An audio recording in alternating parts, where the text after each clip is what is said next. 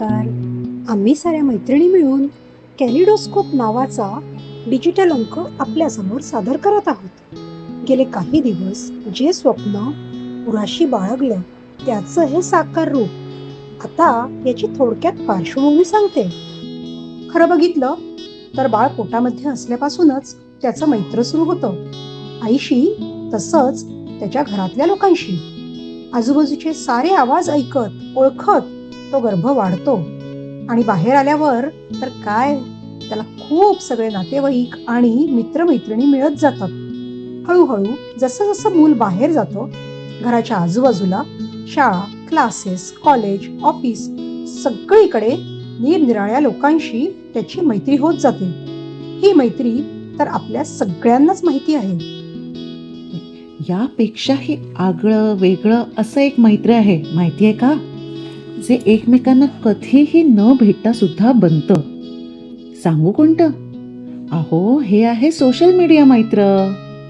लोक सोशल मीडियाला कितीही नावं ठेवू देत, पण आमची मैत्री ही सोशल मीडियावरचीच. आम्ही प्रत्यक्षात एकमेकींना फार क्वचित भेटतो, कारण जगभरात विखुरले आहोत ना आम्ही साऱ्या जणी. त्यामुळे गप्पा, भेटीगाठी, हसणं खिदळणं सगळं काही ऑनलाईन. कधीतरी एकदा सोशल मीडियाद्वारे जगभरातील मराठी माणसं एकत्र आली. त्यांचं एक मोठं वर्तुळ बनलं. हळूहळू या मोठ्या वर्तुळामध्ये अनेक छोटी छोटी वर्तुळं बनत गेली.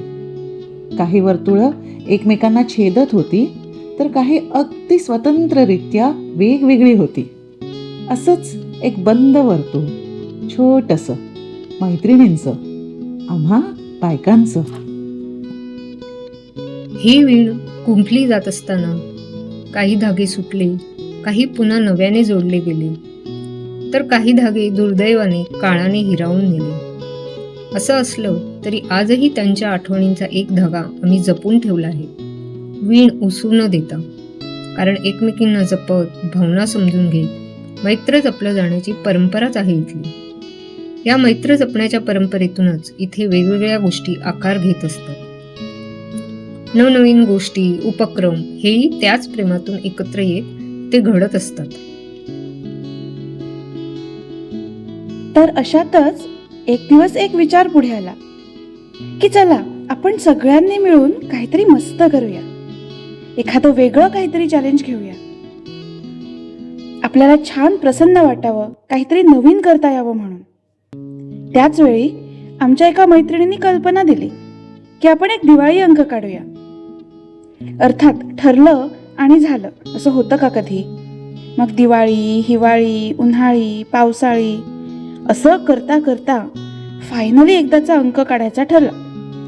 मग त्यासाठी मीटिंग घेऊ, चर्चा करू, भेटू असे अनेक पर्याय समोर आले. नक्की काही ठरेना, पण तरीही आता काहीतरी करूयाच असं ठरवून या अंकाचं प्रयोजन केलं. आणि फायनली आता आम्ही ऑडिओ व्हिज्युअल माध्यमात हा शुभारंभाचा अंक म्हणून आपणासमोर सादर करतो आहोत. एरवी बायका एकत्र येऊन करतात ते काय तर फक्त गॉसिप असं म्हणून त्यांची हेटाळणी केली जाते. त्यावर मीम्सचा पाऊस पडतो. भर रेल्वे ट्रॅकवर गप्पांचा फड जमवलेल्या बायका आणि दोन्ही बाजूला गाड्या खोळंबल्या आहेत वगैरे वगैरे व्यंगचित्रे दाखवली जातात.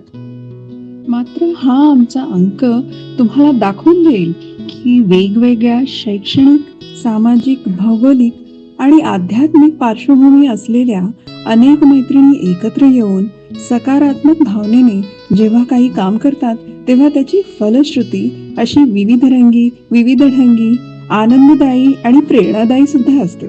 कारण यामागे आहे मैत्रीची ताकद, निस्वार्थ प्रेम, एखादीच्या निराश मनावर हळूच फुंकर घालून तिला प्रोत्साहन देण्याचा प्रयास. जर कोणी चुकीचं वागत असेल तर तिला कान धरून पुन्हा योग्य मार्गावर आणण्याचा खटाटोप. आणि अंकाचं नाव आहे कॅलिडोस्कोप. कॅलिडोस्कोप जसं कॅलिडोस्कोपमध्ये काचेचे मोजकेच रंगीत तुकडे असतात, पण प्रत्येक तुकडा, ती प्रत्येक काच वेगवेगळ्या ठिकाणी वेगवेगळ्या काचांबरोबर वेगवेगळी डिझाईन्स निर्माण करते. तसंच आमचं इथल्या प्रत्येक मैत्रीच्या तुकड्याला तुम्ही वेगवेगळ्या अँगलने, वेगवेगळ्या ठिकाणी, वेगवेगळ्या परिस्थितीत पाहिलं तर आम्ही प्रत्येकजण एक वेगळा रंग, एक वेगळी शैली आपल्यासमोर सादर करू शकतो. तर अशी मैत्रीतील विविध रंग, अनुभव आणि नात्यांची सुंदर सतत बदलत जाणारी नक्षी म्हणजे हा आमच्या मैत्रीचा कॅलिडोस्कोप.